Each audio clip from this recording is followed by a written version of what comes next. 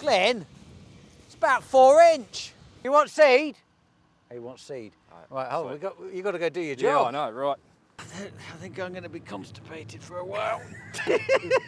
Bob's your uncle. Same as your aunt. He'll fill up with black grass in no time. I'll stop it.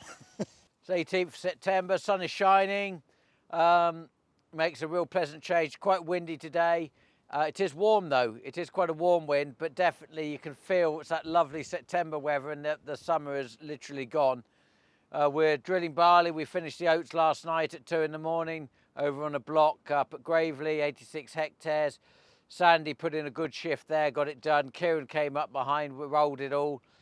Glynn was on this trailer yesterday, and he's currently just working on his drill. Hasn't been straightforward to get going this morning as we planned. Hydraulic hoses didn't reach the back of the tractor, so they've had to extend those. And the electrics for the Isobus cable didn't work. We've had to buy a new one of those.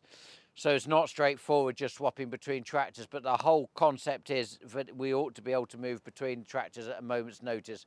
So we're having to get the right coupling so that we can do that. So putting in barley, we're drilling at about 88 kilograms a hectare on Belfry, which is a nice variety. We've been growing it for about 5 years now, works really well for us. We aspire to do 9.5 tonne a hectare. We budget at 9. Last year we only did 6.3 because of the appalling weather conditions. We're going to change the pre-em and post-em, or cousin Michael, so we've been seriously hit the crop and it's gone completely yellow to the point that we thought we've killed it. So we've knocked out one product called Wicket, so that it's too hot, we think, for the barley. We're going to avoid using that, and hopefully doesn't knock the barley so severely as we have done, which I think is a yield detriment. But not only that, it allows the black grass to get in because we've got a very poor competing crop. So one drill running still. Graham is on the field behind us going around where the hedge cutter's done. Carl's done really well. Chris in Bedfordshire, Poles, he's done really well. He's got all the insides done. Richard's finished all the hedge cutting up in Lincolnshire. So it's just some roads to do, etc. It doesn't impact us in the fields. Straw collecting, that's proving to be a bit tricky or tormenting us slightly. So that hasn't gone according to plan. So we're sort of trying to get that to chimney along a bit better. But now we've started the barley. Hopefully, fingers crossed, the other drill does get started today. Certainly was supposed to be running this morning. But and then Graham will drop the subsoiler off where he's just taken out these last heads and get his drill on, and hopefully we'll get him running today as well. So then we should get all 3 running, and then the 4th I think will be running in about 2 days' time. Kieran's Kieran NZ, he's trying to get the blocks he's done so he can get on his drill and have a go as well. So yeah, weather's good, feeling punchy and pleased that we're cracking on. Seed sorted, Graham and Steve have been on the seed, got loaded up with Belfry in here. So we've got this to do, then we'll go to Horningsea. Kieran, he came in about 11:30 this morning after he finished rolling Gravely last night. He's just gone to spray another 2 blocks, get them done, so we can move to them hopefully another few days' time. So now we're starting to get in a rhythm. Freddie's still not well, he's still in hospital, which isn't good. Raymond's on the Joker, and he's over in Bedfordshire. He thinks 2 days to get done there. Then he's up to Lincolnshire. Fingers crossed Freddie comes out the next day or so, and then he can get back to it, and we'll get the secondary cultivation finished. So starting to get in a rhythm now. Hopefully tomorrow will be our first proper day of drilling. So pleased, and then we'll get my new seed dressing thing running when we get off the barleys and stuck into the wheats. But we're going to go next to Lincolnshire and then Bedfordshire to get the barleys done there and the oats in Lincolnshire. Then we'll get stuck into the wheats and work backwards. Just thinking about wheel nuts, it's funny how things sort of happen, if it sort of brings it back round into your mind. So on the trailer here, Simon fits the wheel indicators like the lorries do, so you can see if any come loose. Kieran went to tighten up some wheel nuts after he'd swapped from the road crops to the fat tyres, ran it for a day or so, and then brought it in the yard, went to check it and found 4 wheel nuts had actually come off completely and dropped off, and leaving only 4 left on, holding it on. and it just drives home how important it is to visually check and do cold talks the day after you've changed them as well. The sprayer actually didn't have any indicators on it, but we'll now fit indicators to that. It's probably one of the only things that hasn't got them on. But it's just so critically important for when you do have wheels off that you do check the day after or even half a day later. That could have been pretty desperate, I think. Going down the road with 8,000 litres on and a wheel coming off, that would have been pretty tricky. So a couple of people put some interesting comments on the YouTube about Dave, who was sat on the dumper behind us with no cab while it was being loaded by Chris. So I sent the inquiry after that to Adrian Jennings at the NFU to ask where I stand in terms of him sitting on the seat while he's being loaded, etc. And he sent a document back which interestingly said that the one with the cab, which is here, is fine. He can stay in the seat while being loaded. It's not dissimilar to tractor and trailer type arrangement. But the one without the cab, he needs to get off. So I've just spoken to them, given them the guidance as well, which I was sent, and said, when you're being loaded on this one, please don't be on it. I think in future, what I'll probably ask is I'll ask for the ones with cabs, so that actually we don't have the problem of somebody not jumping off or something of that order. So I think going forward, we'll try and stick with ones with cabs to prevent this problem. So actually it was interesting feedback, and we've acted on it, took the advice, and now we'll build it into our health and safety, etc. So thank you for pointing that out, so something positive's come off the back of it.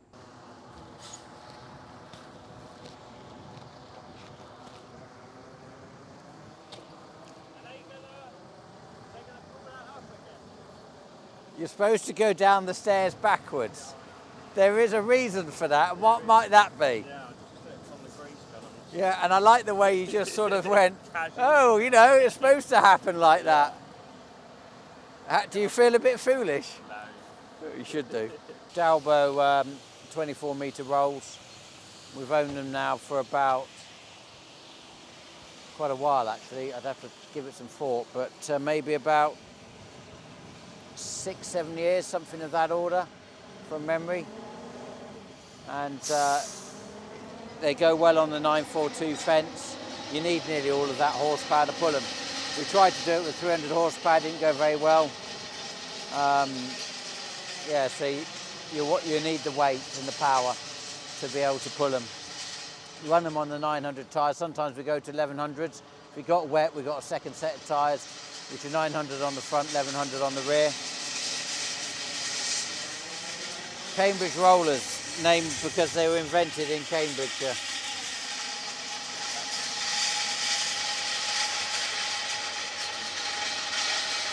These ones have got the breaker rings in. The idea of the breaker rings, they do more of a cultivation job. So you've got the cast one, then you've got the cast ones going around like a big gear, and then another cast one. And basically when they're going through the soil, they break the soil up, but they weigh a lot. They probably weigh about 20 tonne. And then the net effect is, you look at the ground, you can see it's packed it down, broken down a couple of the lumps, and gives us a nice finish. What do we think, Mackie D? Was he actually drilling? You can't find any seed now, can you? No. Ah, there you go. Not in moisture though, is it? Well, no, but We've got plenty of that coming. yeah, I wouldn't worry too much about that, looking at the forecast. It wouldn't want to be any deeper. It's 2 inches deep, but that will at least be out of the way of the Chemical. pre-em. There are two things about the pre-em. One, we don't want to put it on this strike and in these dry soils because they won't work. But also, You get heavy rain after we're you put it on. expecting heavy rain, and if you put it on dry soils and then get a lot of rain, It washes it washes into the into rooting zone. into the rooting zone. Yeah. And then that makes it very sick and can kill it. Yeah. So it's forecasting a lot of rain on Sunday, Monday. Yeah. So we'll let that go through, and then try and get it done on Tuesday, assuming we can travel. Of course, the difficulty then is that we are up against the crop because it must be on pre-emergent. Yeah, so we're at risk of making deep ruts, Yeah, tram lines, making a mess, trying to get on. correct. But And we set up the awful tram lines yet again at the beginning of the season. yeah, well, let's hope it doesn't get to that stage. I don't think. I mean, it's bone dry. It'll stand an inch of rain and be fine. But the point about being pre-em is if we didn't miss that, we then have to swap to, that creates another problem. We have to send back what we've order something else, which won't be as effective. He covers some ground with this. Yeah, He only does 8k, but because he never has to stop to fill up with seed or anything, no. he's doing about 25 hectares an hour. But you don't want to be doing, you don't want to be going too far to roll anyway. You don't get the same effect if you, That's one of the mistakes people make. yeah. They're nice, those Fendt tractors, aren't they? Yeah, they are, yeah. Yeah. I quite like the fact that because we run 4 the same, if either one broke down, you could unhitch either one and do the other job. Yeah. You know, No, they're good. They're excellent machines. and that's this new Challenger. I mean, we can go and have a look in a minute, but it's still in the yard. We're on day 4, and oh, good news! I had a phone call earlier. The Unimog's ready. Oh, well done. Yeah, 4 weeks and 1 day. Oh, brilliant. Yeah. Well, look nice in the yard over winter anyway. What? As an ornament. I got told off this morning by Kieran NZ, but you didn't mention my drill, did you? I said, no, there's 4 drills. You're quite right. So he's subsoiling around the headlands at the moment in Bedford. Yeah. And then Lincolnshire's done. So when he's done that, he's just got to come back and do the plough-based land where they've gone on that. Yeah. And then that's all the hedge cutting. What a faff that we have to do all this just because we can't hedge cut early. Yeah. Or even in a rotation. So interestingly, there was a comment on yesterday's video about spraying off in front of the drill and being really close up to the secondary cultivations. And yeah, the guy's quite right. If we're too close, the secondary cultivation will have churned everything up. There won't be anything to spray off. We won't spray off. You know, that's the point. We are trying desperately to engineer things so we can get a good chit of both the volunteers of the crop before and the weeds. And but I mean, the block we're on now is sat waiting for weeks, isn't it? Yeah. So we're not actually spraying round. But actually, when the well, actually, there's no blackgrass come up, has there? No, there isn't. No. Oh, I did see a bit over there, but no. That's the only bit I've seen. And the unfortunate thing is that to get the blackgrass, we're probably going to have to wait well into October, and the yields. And the barley drops off 7 tonne a hectare. Barley and oat yields both drop off massively once you get into October.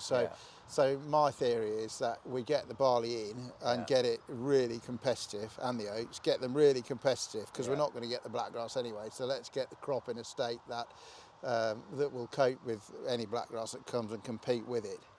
The reason. Well, we need to work with a rotation, don't we? That's why we've got an 8-course rotation. Absolutely. It's just, you know, a bit like rape.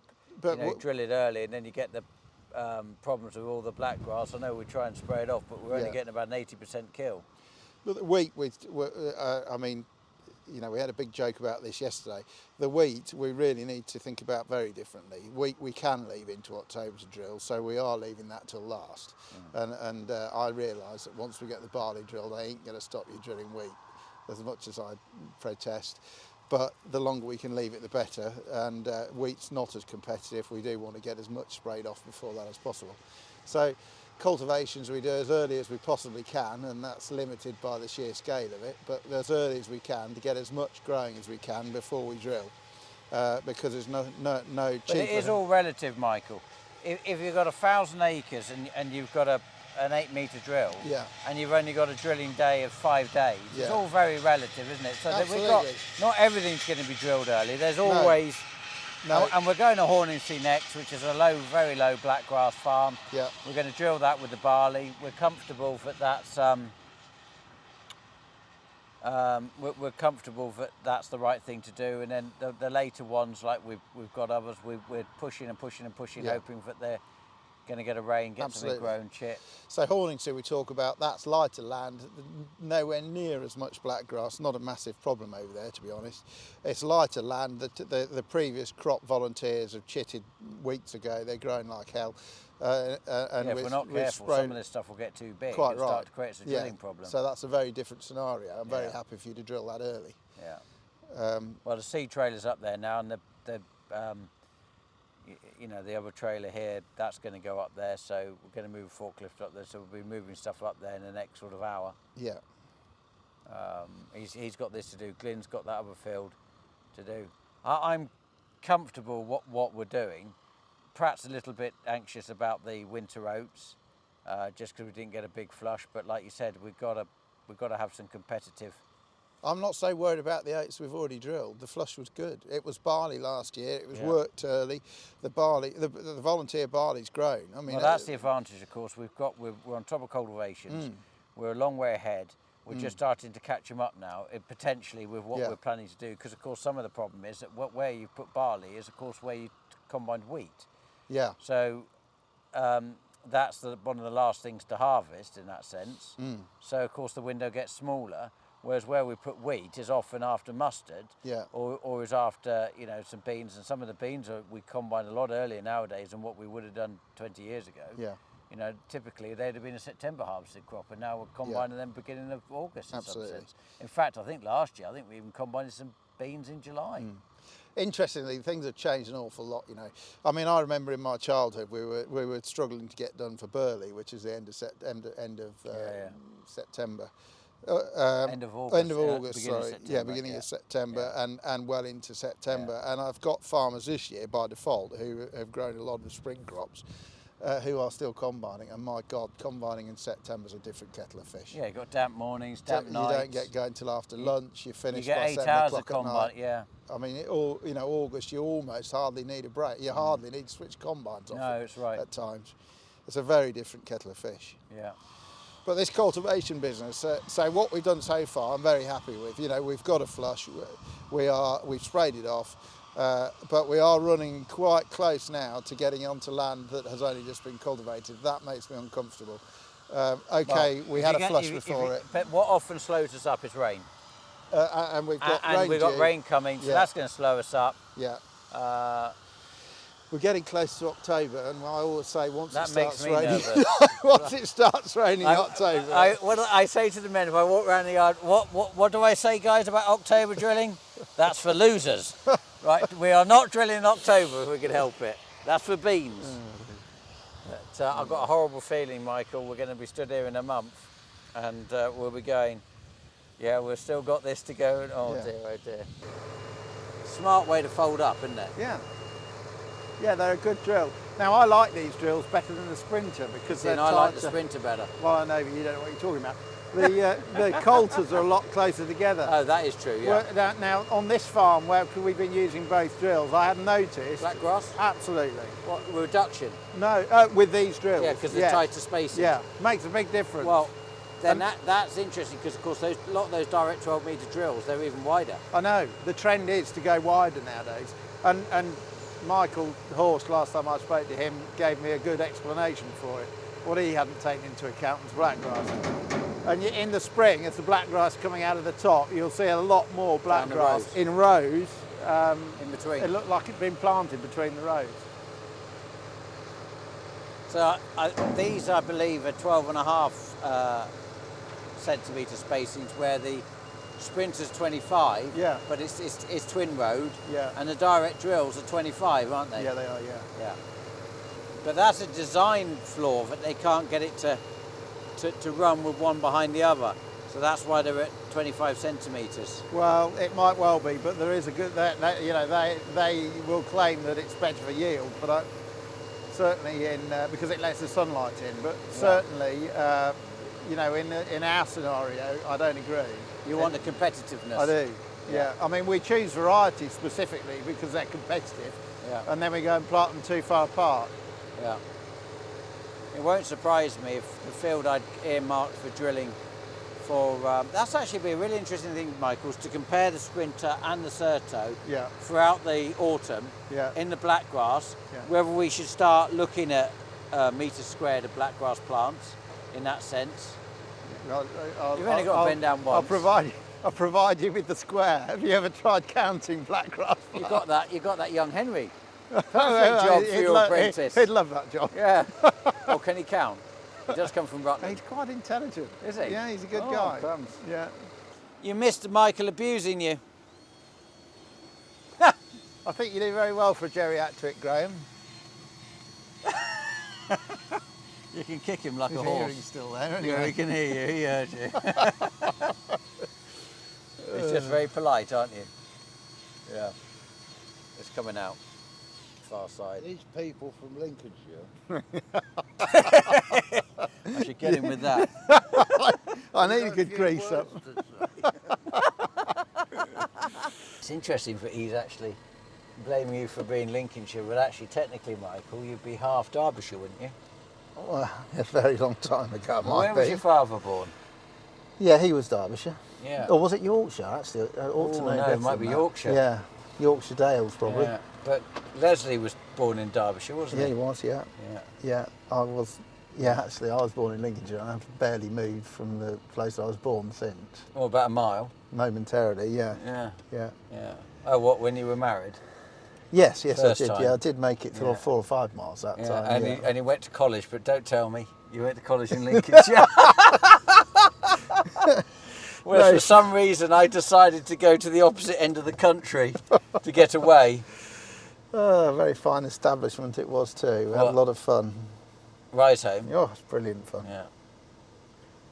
So we had a chat yesterday, Dave and I and Chris, about the dumpers and a bit of health and safety chat.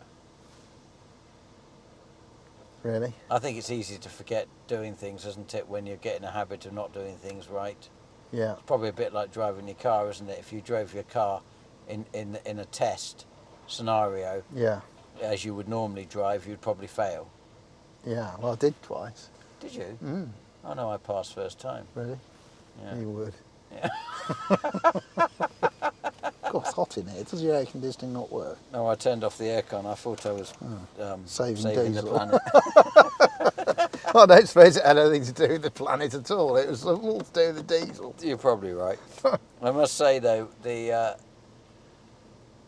Alexandra was whittering about the heating, and it frightens me when she puts the heating on, because the old gas meter starts running like the clappers. Does it? Yeah.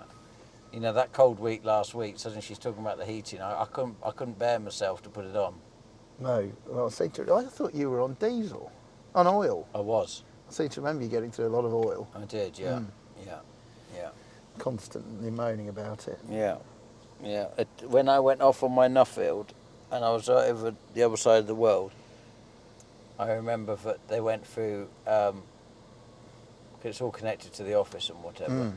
they went through 20,000 litres of kerosene. Good grief. Yeah. Oh, I have fond memories of those days. What, turning the kerosene up? No, when you were away from I think I enjoyed it more than you Do you did. mean you went and turned it up, especially? Just to... There.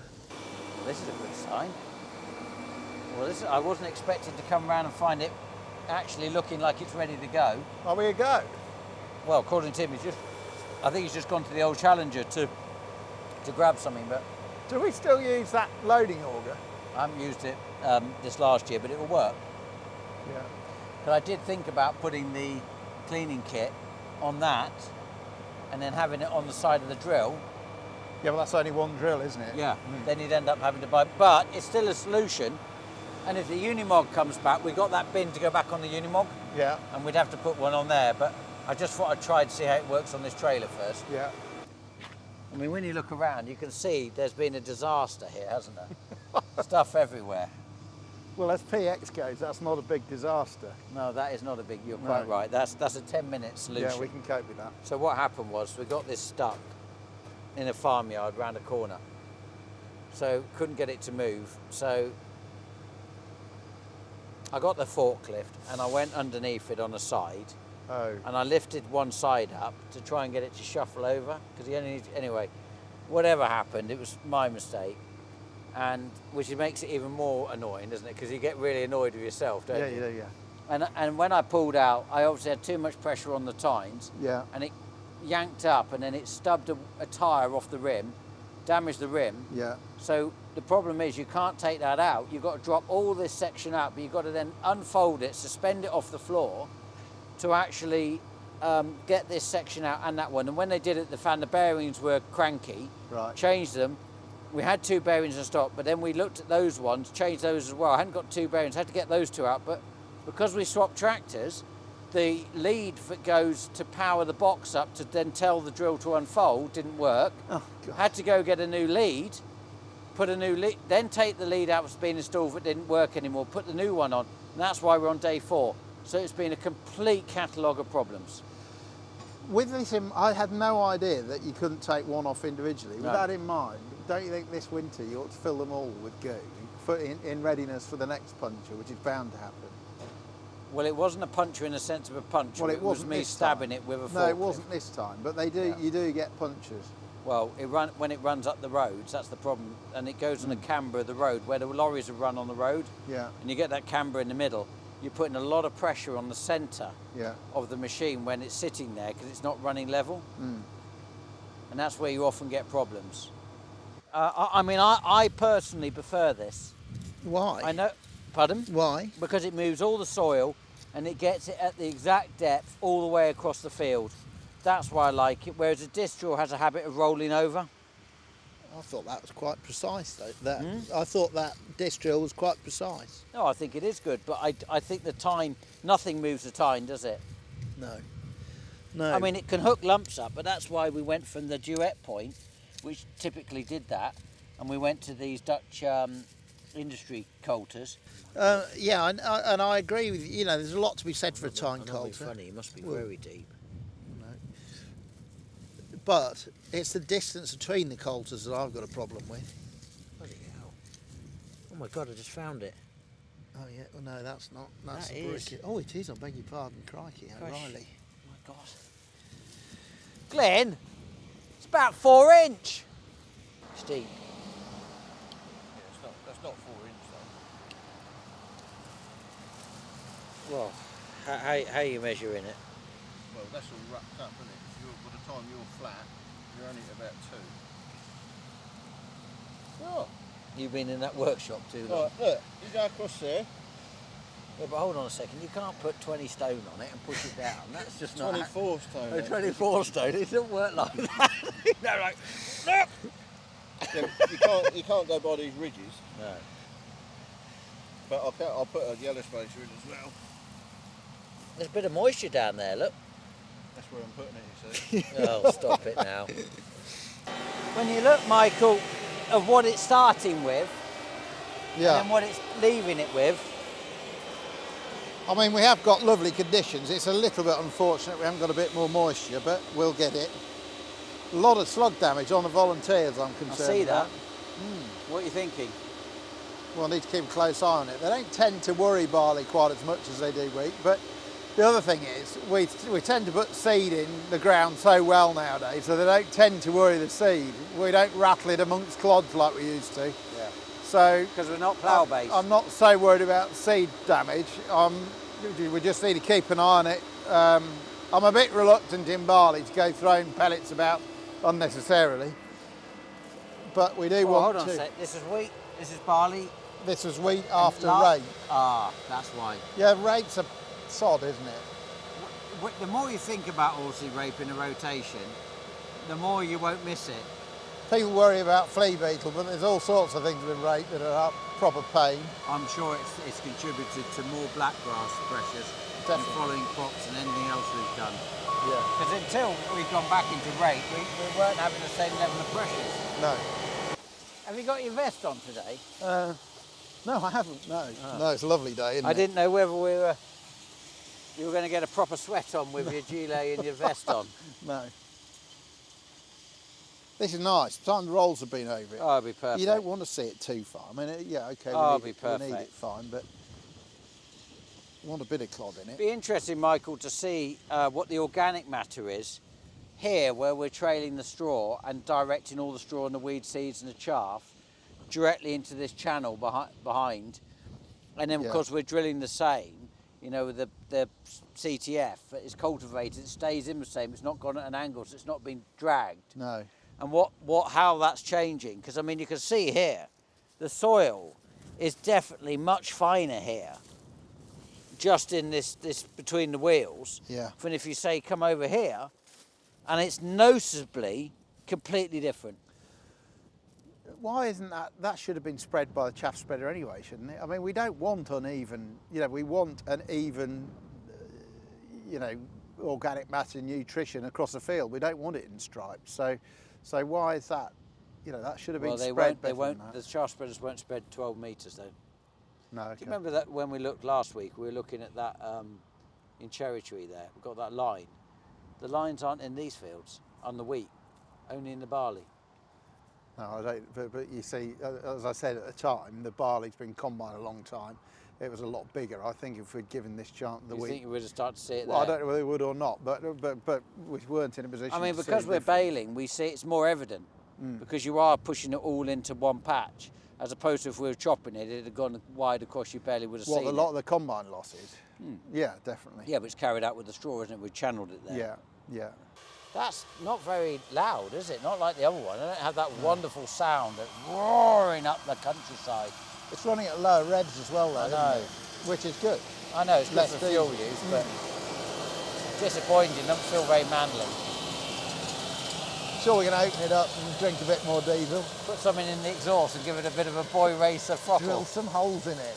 Oh God, Perfect. that is so done with. Stop it now. So when we want to change the depths, we can just use these spaces on these drills, which are really good. Same across all the Horsch range. So you just basically put that in like that, according to getting it right. And you have to go across the entire machine, What is it? One, changing two. the depths from one end to the other. So I bought this drill in 2012, part of when I moved to CTF, started in 2010, then fully committed by 2012. They were special order, 3 of them. Anthony Wiseman at AWT, Tom Hawthorne at Florber Farms, and ourselves. We ordered 3 because they were special build, and they built them because we ordered 3 of them. And so this has been a mainline drill now since then. There's not many pieces of machinery you can actually buy and still have it, and apart from the paint starting to dull a bit, fundamentally it's as good as it was when, you know, after the first season. I mean, it doesn't need to be any deeper. No, It's that's a better depth. get that rolled, get a rain on it. Bob's your uncle. Same as your aunt. You'll fill up with black grass in no time. I'll stop it. Do you want to lift up? Yeah. Oh dear. Is it because I made you walk across the field the other day? Have I puffed you out? Jesus. Well, I don't want you having a heart attack. No, my ticker is doing well. Strong as an ox. Strong as an ox. So 15 3/4. What's that? The weigh scales this morning. You are? Yeah. You said No, 15. Sorry, 15 dot. Sorry, 0. And then make sure you get the dots in the right place. Yeah, sorry, I'm third of a pound above 15. Sorry, not 15 3/4. Sorry, that was my mistake. What are you? 14. You are not. I'm 14, 18. I think. There is no 18. You fibber. I'm 15 too today, Right, okay, which well, is about. I want to exactly the same. pre-warn you. For Alexandra had made lunch earlier, and I said no, thank you. I had my boiled egg this morning. Well, to be honest, that's the only reason I'm still here. If we're not having lunch, I'll go. Oh no, there's lunch for you. Oh, that's okay. No, there's definitely I lunch for bet. you. I'm sure there is. I Yeah. bet it's 3 times the size of anyone else's, isn't it? Well, you'll be well fed, that's for sure. But no, I feel very committed today now. That's why you're in such a bad mood. Yeah, I know, because No I'm not food, eating. no Diet Coke. Oh, I know, that's really upsetting. I mean, giving Alex. up Diet Coke, what a ridiculous thing to do. I know, but I have to, because I think Diet Coke is what's doing it. That's all very well. We've got to put up with you. Yeah, but something's created man boobs, and I think it's Diet Coke. Oh, look. God, there's a lot of wheat still coming. I know. I saw that. I hope we get rained off at the weekend. Well, the only... What, are you thinking to put a bit of Roundup on? Well, there's no point if it's underground. No, when it comes up before the no, barley. No, I daren't Too do risky, that. isn't it? No, definitely not. No. Crops in the ground, Roundup can stay in the can. 20th of September, it's lunchtime, and he's finished hedge cutting. He's done it in 19 days. I think you started on the 1st, didn't you? The second. Second. Got going. And he's been around all the hedges everywhere, got them all cut, got them squared up, done the roadsides. Originally, they came down in July and August and cut all the grass around the outside of the field, flared out the ditches, went up and down the tracks, and did the footpaths. That made everything smart and tidy. And now it's come back in 1st September onwards, start cutting the hedges, and you've just finished the hedges, and now you're Off home. off home. Off home, yeah. So yeah, I think that's an excellent outcome to do it so quickly. Certainly from my point of view. But he started at 4 in the morning.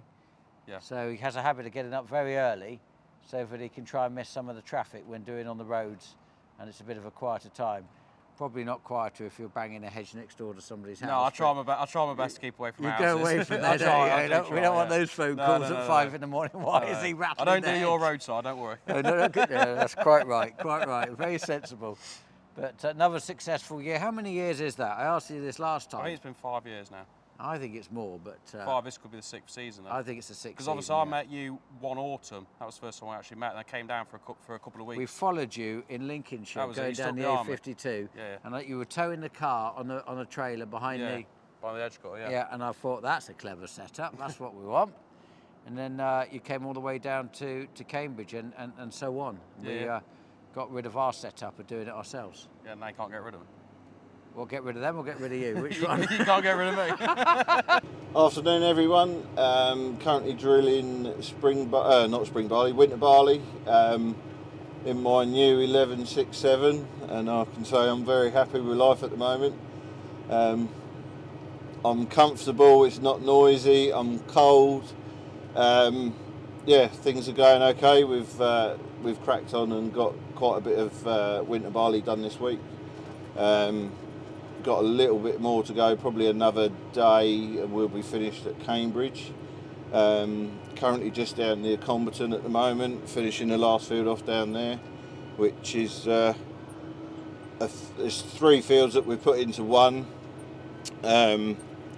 just to make life easier, save doing all these little bits with a big kit.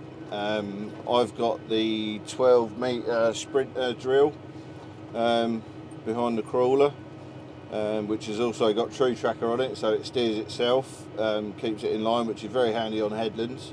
But going down the road, you can't lock the wheels out. It is sometimes a bit of a challenge. You've got to remember that your wheels turn with the crawler, which can be a bit tricky in some places. It does get a little bit tight especially around some of the little roads that we go down. As I found out yesterday when I went to Gamlingay, I went the wrong way and went down some little back roads which are not designed for a monster like this. But conditions are at the moment are really good. We have got some rain forecast. I think it's due to come in tomorrow, being Sunday. So hopefully we can get Cambridge mopped up with the drilling at least. Then that'll leave Bedford and Lincolnshire for the spring barley, winter barley. I keep saying spring barley. But yeah, as opposed to the tractor, it's completely different world sitting in here. It's everything's user friendly.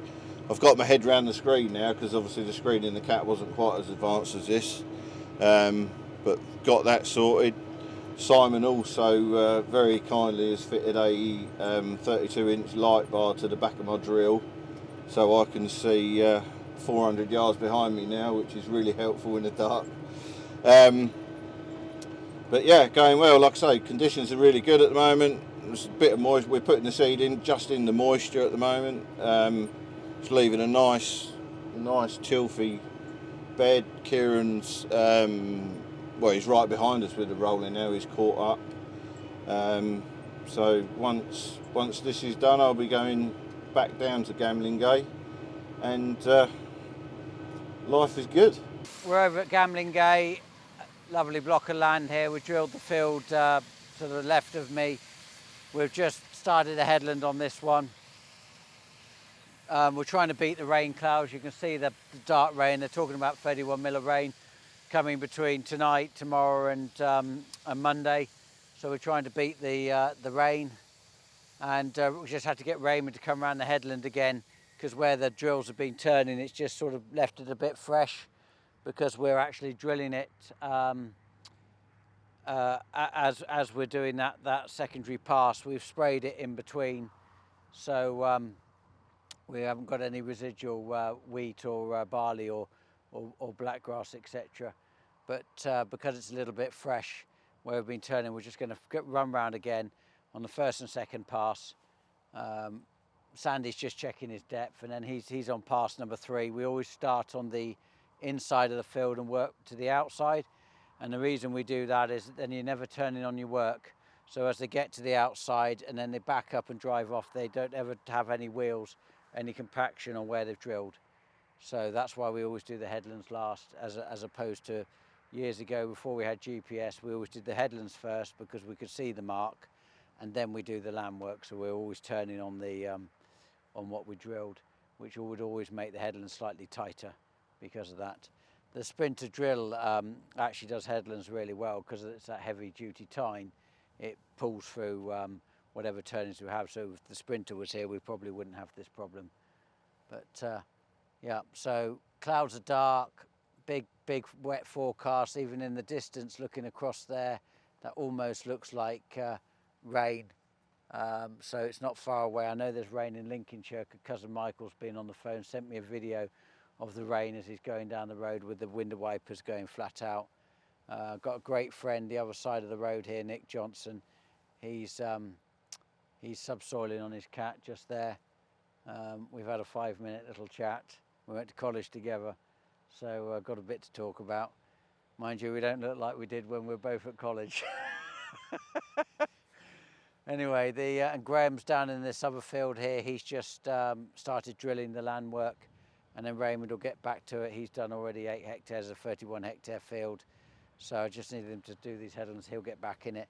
They'll get drilling. Hopefully we'll beat it. Kieran's on the rolls. He's over at some of the other fields. And Glynn's just on the headland over at Comberton, getting that finished. What we did most of it last night. He had a GPS issue on his Challenger where basically it wouldn't steer in a straight line. It was doing this. If he goes above 10k, loses his steering. So he's just going around slowly to get that block finished. Then we'll have to try and work out on Monday exactly what the issue is. So every time you drill and stop in mid-flow, you have to reverse up about 15 yards because of the time it takes the seed from when you move forward, and the seed only comes out when you move. It gives a signal to the metering system, but then tells it to start rotating to put seed in at the right kilograms a hectare. So the faster you go, the faster the rotator goes, the more seed you put in. So you maintain the same amount of seed per hectare. So he has to reverse back up to then when he sets off, he won't then have a gap of probably about 3 or 4 meters. So that's why you always see them reversing up if they stop mid-flow and what they're doing. So fingers crossed. It's nice and warm actually. We've had some pretty cold weather this last week, but this is a nice warm day. Just hope it holds off just enough for us to, that's the problem with farming. We either wish it would rain or wish it wouldn't rain, or hope we can finish just in time. Kieran NZ, he drilled this yesterday with the power drill, 6 metre Pronto KR. It's a Kuhn power at the front and then a Horsch Pronto drill, disc drill on the back, piggybacking. So he drilled this field, and Kieran then came in and rolled it, and it looks smart. And then we're going to wait for the rain before we put the pre-em on, because there's just very little moisture in it, and we just want a bit of moisture to activate the the pre-em. Hopefully this isn't the wrong decision, but our theory is we don't want it to wash down into the rooting zone if we've got a heavy rain forecast, which is 31 mils heavy. So we'll wait afterwards, and hopefully Tuesday, after it's soaked in a bit, we can come in and get them applied on all the barley block, because we haven't sprayed any of the pre-ems on the barley yet. Just need that bit of rain.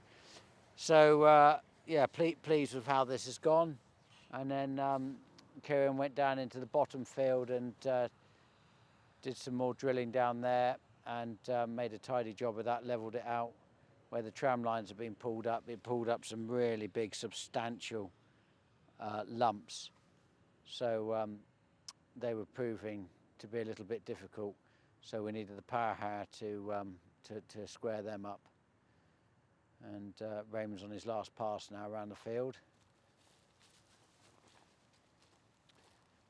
And it's quite a nice sight. You've got Graham there with a drill, got Raymond bombing round, and then down the bottom you got Sandy.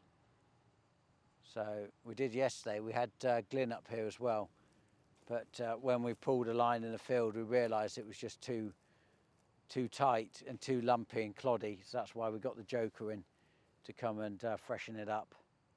So we make a decent job, because 60% of the yield, I believe, it comes from the drilling date and from the seed to soil contact. So with the seed, when you put it in the ground, you've got to have the soil all the way around it. You don't want pockets of air or clods or anything like that. Clods can be a great place for slugs to live. They can be a problem for the chemical, and the clods also have all the blackgrass seeds in them, which come up later, and the pre-em doesn't work. And you get very poor establishment of germination. So you don't want that, and the only way around that is to pour more seed on, or to create a better seed bed. So we've opted for the better seed bed. Each year is different. Depending on how dry or wet the season is during harvest, or how combining went, or the cultivations afterwards. It's been particularly dry this year, so that's why we're having to do almost field by field, you know, according to what the conditions allowed us when we cultivated it. So when I talk about NZ Kieran, here he is, and we have to, because I've got two Kierans, even though they spell them slightly differently, we have to refer to one as UK and one as NZ. It's the only way we could do it. And it was even worse that they ended up together on the combining team. So one was the chaser bin and one was the combine, so it was Team Kieran, wasn't it? I actually think it worked quite well about us being together. Did it? Yeah. A wee bit confusing on the radio, but it wasn't too bad. Yeah. Well, we could tell by the accent. Yeah. There's no problem there. So Kieran drilled this, and he's given it warranty. And I know where he is in New Zealand, so if it comes up after he's gone home and it's no good, I'm going to come and find him. No, I'm sure there'll be no misses. No, he's confident. And so Kieran's booked your flight, haven't you? Yep, 10th of October. 10th of October he goes, because I've told him that we're finishing on the 5th of October. You're a hopeful man, I reckon. And he came to me and he said the other day, I've got to book my flights. How confident are you feeling about the 5th? I said, I didn't say anything, did I? No, you just laughed. I'm still feeling confident. Glynn's very confident. Sandy's confident. Yeah, if we have a good run, we should be right. Yeah, we're Few late nights. just a bit worried about this weather. So you were going strong there last night, weren't you? Trying to get that tidied up in there. Yeah, knocked off here at 3 o'clock this morning. Yeah. Shot back to the yard. Yeah. But, and then had a little lay in this morning. Yes, yeah. And back at it now. It's just got services drill, got it ready for the next instalment. Just jumped on the seed cart, got the Unimog back. Here she is. Whole new machine. Only 4 weeks and 1 day. Did it come up with any warnings or any problems? No. Nothing? Ran wild. Wow. Really? Yep. Well, we haven't got home yet. Yeah. We should only set it when we get home. Halfway through. Yeah. So, yeah, this is the trusty Unimog. And do you want seed? He wants seed. Right, you got to go do your job. Yeah, I know, right. So Kieran's come up with a power harrow now. We've got a bit down the end of this field, which we're just not happy with. It's cloddy. It's a relatively small land type change where it's really lumpy and bumpy. Now I think it just could be a poor establishment. So he's come up and he's just going to redo a half moon part to make it right. And then Kieran UK, he's not many fields behind before he gets here rolling. I think he's got Orwell Road to go to after he finishes backfield, and then he'll be here and he'll get these, what's he got, 1, 2, 3, these 3 fields he's got to roll here. So he's going to have a late one. Raymond's going in that last field there, which is 40 odd hectares. He's going to have a late one, and then these guys hopefully will get this done in the next half an hour. They'll come back then and get the Unimog. Do you think they'll finish? There's a theory, you know, for clear sky at night. I don't know. See a plane up there. Touch and go. Touch and go. So a whole disc has fallen off just while Raymond's going round. So we've called Simon. Simon's gone to the workshop, find some parts. We're then looking for bolts. And the bolts is a new problem because this tractor happens to not be the one that goes on this machine because that wasn't very well. So hopefully we'll get the bits and Raymond can carry on before it rains in the last field here and get it done. 1, 2, 3.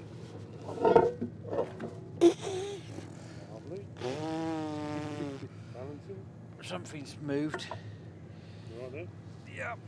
I think I'm going to be constipated for a while. Okay, is that good? Look, I appreciate you doing that side up, but Yep, no worries.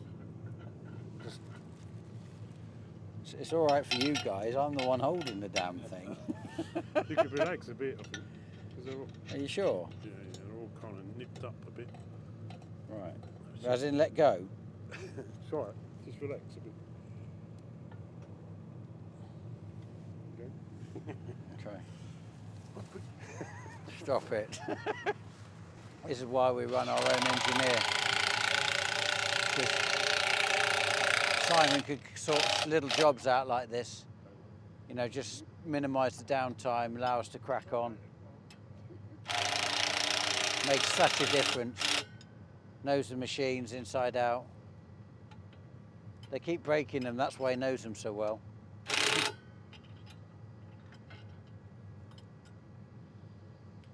And hopefully Raymond can get done and get this field finished before it rains. That means we can then move to Lincolnshire. That's why we're in such a hurry to get it done. Because once this is done, we get back to the yard. Come Monday, they go up to Lincolnshire and just stay up there until it's all finished. So we've got the accommodation ready. If we don't get this finished today, it just knocks us another day, if not 2. So you know that's the impact. Especially if it turns wet. You know, this is because it was beans. It gets quite fine. It'd probably block up the roller quite easily. Everybody's going to have a good rest tomorrow. They've all deserved it. It's a great feeling when you get something done. You set a target, you do it, you get it done, and everybody then can down tools, can relax, and then come back in. Well, if it's raining Monday, they're not coming in. They're going to stay at home. But if it's not raining Monday, then we'll get moved over to Bedford, and or what we might do if it's a bit drizzly is we might then, well, depending on how bad the weather is Monday, Tuesday, we're going to drop all the drills off, get 4 sprayers running, get the pre-em done. So Sandy and Graham will end up putting their trail sprayers on and doing the pre-em after all the barley, helping Kieran as well. And then Glynn's got to change his tyres, and then he'll get onto it as well. And then that means that then Kieran, who's busy rolling at the moment because Raymond's doing this job, which Freddie normally does, he can then just concentrate on Roundup spraying, but he can't cope with Roundup spraying and pre-em as well at the same time. It's too much with 4 drills running. So what would have actually for us been quite a time-consuming problem, we actually had the parts.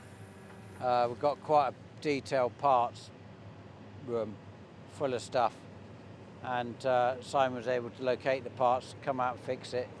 He can get back to his movies now. That was a quick repair, wasn't it? Yeah, that's not too bad.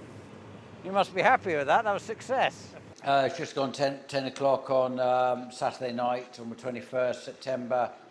Sandy's finished and Graham have finished now. Gambling Gay, Kieran, who's been doing some powering on the rough areas, he's now finished that, so he's on his way back.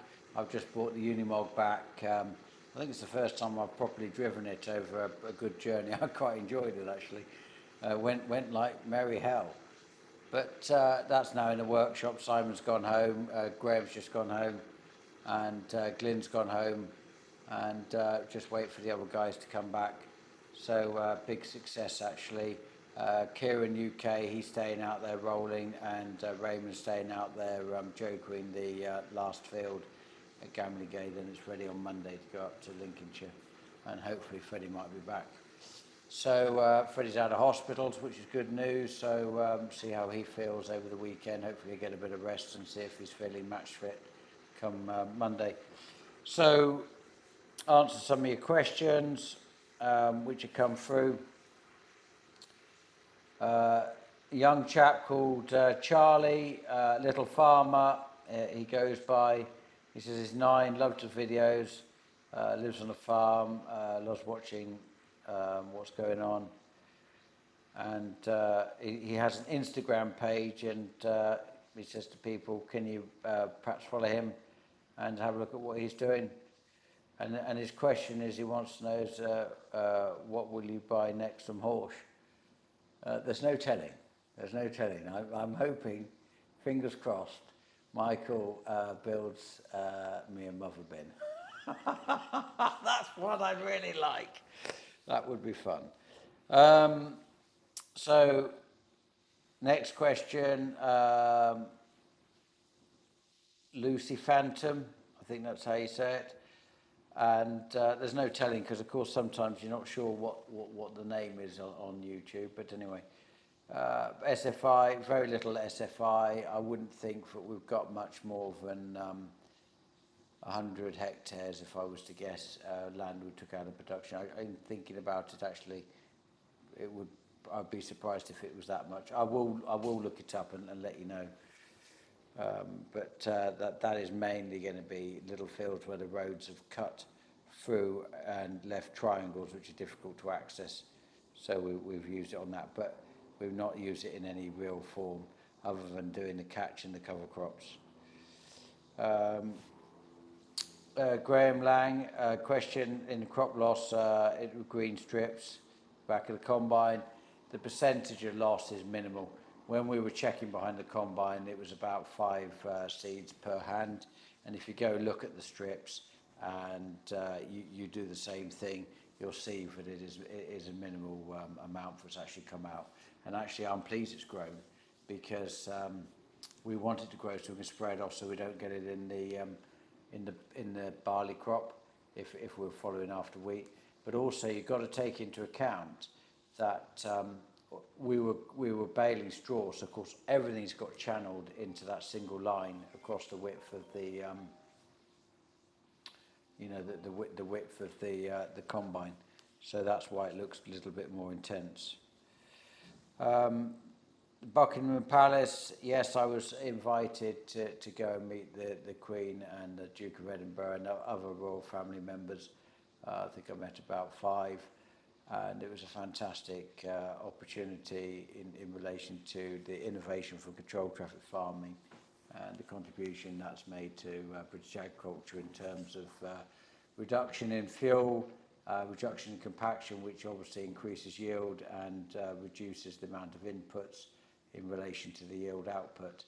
So it was an honour to meet the royal family, and I'm very grateful.